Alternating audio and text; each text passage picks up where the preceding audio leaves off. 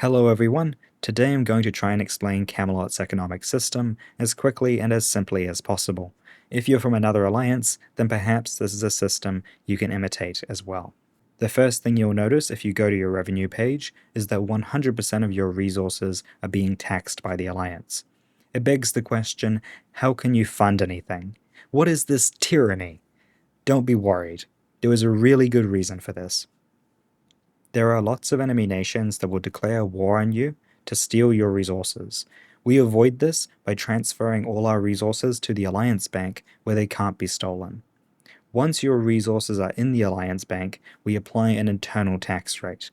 You either give all your resources to the Alliance and pay 100% tax, or we put them in your nation's bank account and you pay 0% tax. If you give them to the Alliance, you get access to all these programs we've created to help you fund wars, cities, projects, infrastructure, almost everything you could possibly need. If you keep them in your account, you don't get access to any of those programs, but we do try and create some investment opportunities. Most members of the Alliance are paying 100% tax, because, well, everything in this game is really expensive. It takes a month to replace your infrastructure, it takes a month to prepare for war, and it takes over a month to buy a city.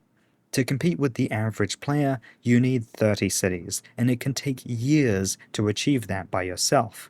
The high tax programs are designed to solve those problems, so you'll never feel like you have nothing. This is particularly important for alliances that want to be braver diplomatically. If you want to take a risk, then you need an insurance system for your members. Otherwise, well, if you're a low-tax alliance, you can just completely economically devastate your members with a single wrong decision. Now you understand the different tax rates, I'm going to show you how to access resources. If you're on 100%, then go to our grants channel and type transfer self. Then the resource you want, steal, and then the amount you want, say 500. Then a comma, and then the next resource and amount you want. You hit enter, and then request grant, and then simply explain what it's for. Most of the time, this will be for, say, military, or a war, or perhaps it's for a project, or a city. Simply give a reason, and submit it. Awesome. And this will tell you that the Alliance is basically going to review your request and then approve it. This is what it looks like for us.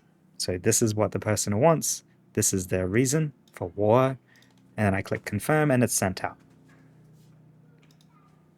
And then I get a notification from the bot confirming that this resource has been transferred. Awesome. And yeah, then you immediately can go in game and spend the resources how you want. This allows you to request resources which you usually wouldn't have access to. For example, if you're in a war and you desperately need tons of gasoline and munitions to keep fighting, if you're on 0-0, well, you're out of luck. If you don't have those resources in your account, you can't do anything. Whereas if you're on 100%, then you request them like this. Now, if you are on 0-0 though, you have a different system. So you have your bank account, which you can check by going deposit check and then your name.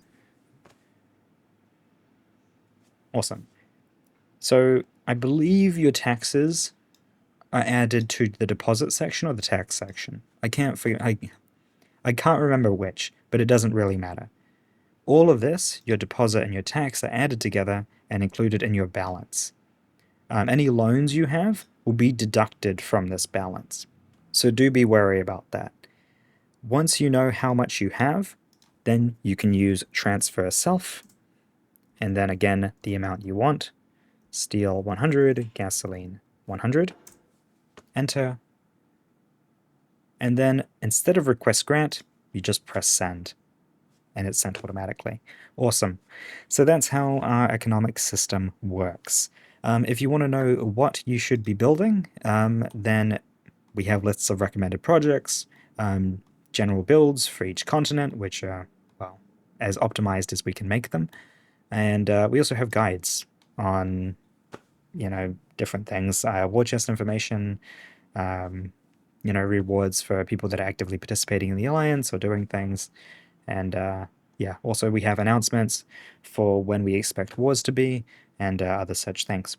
So, I hope this is very helpful to everyone, both old members who are adjusting to the changes in the system, and newer ones that are unfamiliar with it, or even other alliances that have struggled trying to find their own economic system and could use some advice.